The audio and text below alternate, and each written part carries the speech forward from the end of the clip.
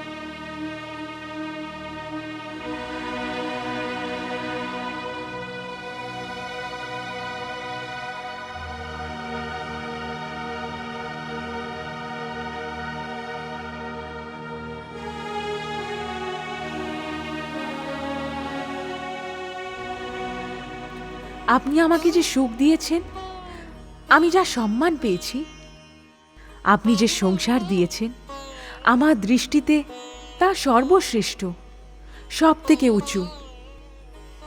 আপনি সর্বশ্রেষ্ঠ, আপনি আমার সর্বস্ব, আমার চিন্তার কেন্দ্র। আমি তো শুধু এটুকুই জানি স্বামী, আর কিছুই জানি না আমি, আর কিচ্ছু না। আপনার থেকে দূরে আমি থাকতেই পারবো না। হে কৈলাসপতি, সেখানে পৌঁছে আমি আপনাকে ডেকে নেব, না হলে নিজেই ফিরে আসব।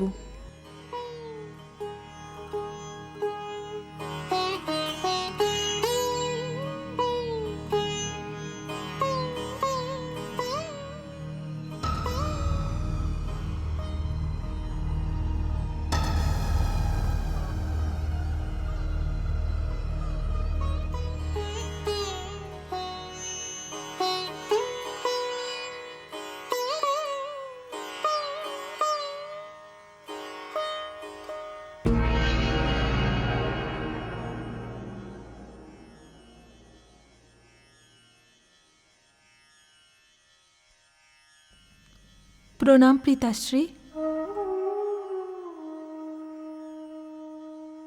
আপনি তো আমাকে আশ্বস্ত করেছিলেন আর ওনাকেও আশ্বাস দিয়েছিলেন, তাহলে এসব কি হয়ে গেল? পুত্রবধূ, এই সংসারে সকলকে কর্মফল ভুগতে হয়। সত্য বলেছ তুমি। এখনো দক্ষের আয়ু বাকি আছে। নিজের অহংকারের শাস্তি সে পেয়ে গেছে, কিন্তু এখন সে পুরনো ভালো মুখ ফেরত পাবে না, কারণ তার মুখ তো শরীর থেকে পৃথক হয়ে গেছে। তাহলে কি ওনার প্রাণ আর কখনো ফিরে আসবে না? দক্ষের প্রাণ প্রদীপ দেবাদিদেব ভগবান শিবের মুঠোতে বন্ধ হয়ে আছে। কিন্তু কিন্তু ভগবান শিব তো। না পুত্রবধূ, তুমি যাও, দক্ষের শোবের নিকট প্রতীক্ষা করো। আমি ত্রিলক্ষনাথ ভগবান বিষ্ণুকে নিয়ে দেবাদিদেব ভগবান শিবের নিকট যাচ্ছি।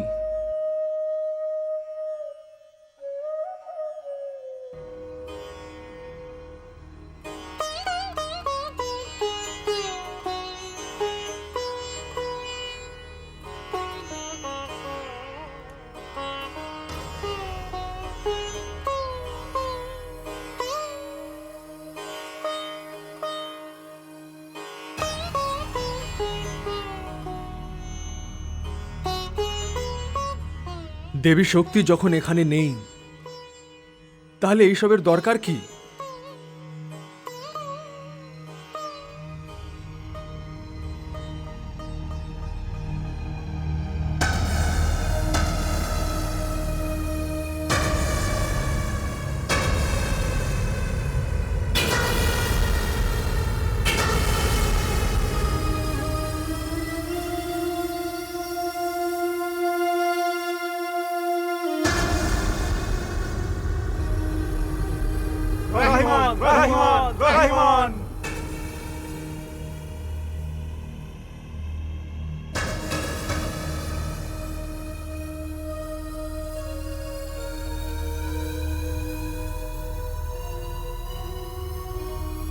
হে দেবাদিদেব, আপনার মনে এখন যা অবস্থা, আমার সাহস হচ্ছে না যে নিজের মনে কথা আমি আপনাকে বলি।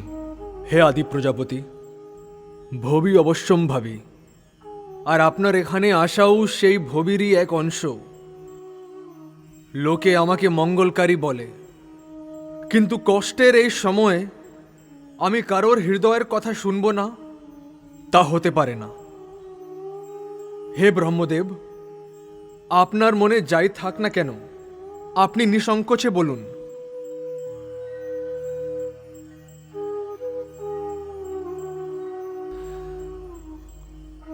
হে দেবাদিদেব, আদি প্রজাপতি এ সময় আপনাকে কিছু বলতে এসেছেন, কিছু চাইতে এসেছেন। উনি ভয় পাচ্ছেন যে সংসার এনাকে স্বার্থপর না ভেবে বসে। না পদ্মনাভ, আমাদের ত্রিমূর্তির মধ্যে এমন কেউ নেই যে নিজের স্বার্থ হেতু লোক কল্যাণ করা ছেড়ে দেবে। আপনিও তো দেবী শক্তির খণ্ড বিখণ্ড করে ওনার দেহকে আমার বাজু হতে মুক্ত করেছিলেন। আমি আপনার বিরোধ করতেই পারতাম, কিন্তু আমি জানতাম যে এ কাজ আপনি কোনো না কোনো লোক কল্যাণের হেতুই করেছেন, কারণ আমি স্বয়ং দেবী শক্তির দেহ ত্যাগ করতে পারতাম না। ব্রহ্মদেব, আপনার মনে যা আছে আপনি নিঃসংকোচে বলুন। দেবাদিদেব, আমি আমার পুত্র দক্ষকে পুনর্জীবনের আশ্বাস দিয়েছিলাম। যদিও সে সামান্য ক্ষমার যোগ্য নয়, তবুও যদি আমার কথার দাম থাকে, তাই। হ্যাঁ নিশ্চয়ই। কোথায় ওনার প্রাণ? দেবাদিদেব, আপনার ক্রোধে বন্ধ মুঠিতে আছে তার প্রাণ।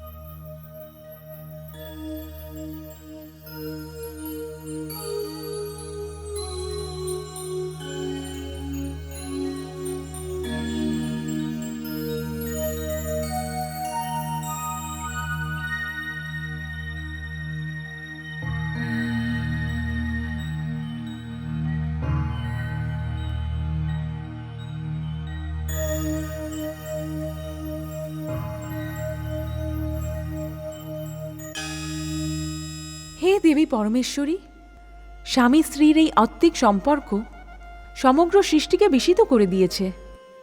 সংসারের সমস্ত নর ও নারীর জন্য এই সম্পর্ক প্রেরণাদায়ী, মার দর্শন করতে সক্ষম। কিন্তু হে দেবী পরমেশ্বরী,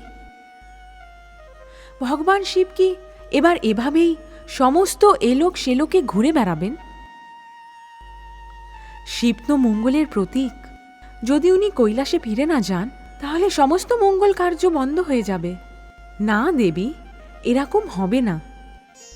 আমাদের গৌরী খুব শীঘ্রই গিরিরাজ হিমাচলের গৃহে জন্ম নিতে চলেছে। কি দেবী মহাকালী, আপনি সত্যি বলেছেন পরমেশ্বরী। ভগবান শিব আর গৌরী দুজনেই গিরিরাজ হিমাচল আর ওনার স্ত্রী দেবী মৈনাকে দেবী গৌরীর ওনার গর্ভ হতে জন্মের বর দিয়েছিলেন। হে দেবী পরমেশ্বরী, আপনার লীলা অপরম্পার।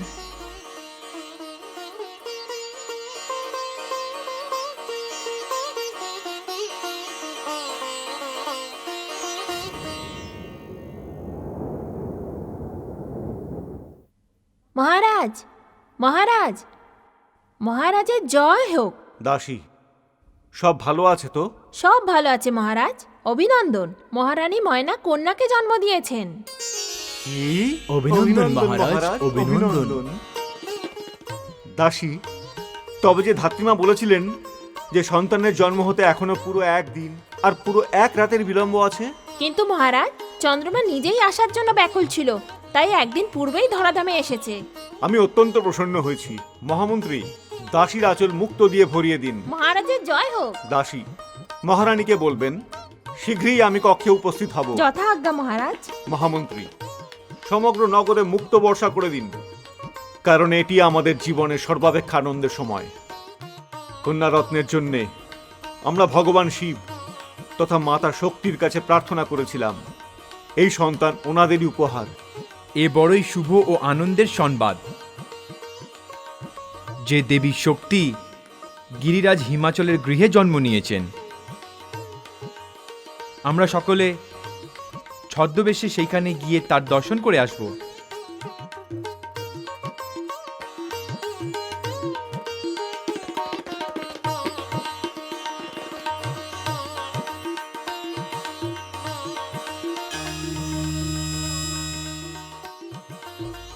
হে মহাদেবী, সংসারে কল্যাণের জন্য দেবী ভবানী হিমাচল পুত্রী রূপে জন্ম নিয়েছেন। আমি ওনার দর্শনের জন্য সেখানে যাচ্ছি। আমি আপনার দিক থেকে ওনাকে অবশ্যই অভিনন্দন জানিয়ে আসব।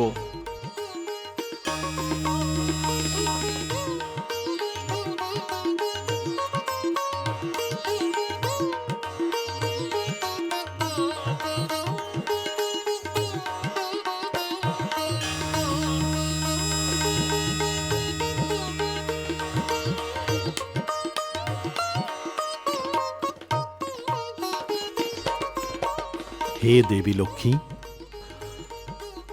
ভগবান শিবকে ওনার সমাধি থেকে ফিরিয়ে আনার জন্য দেবী ভবানীর অবতার এসে গেছে। আমিও সেই দিব্য মূর্তির দর্শন করে আসছি।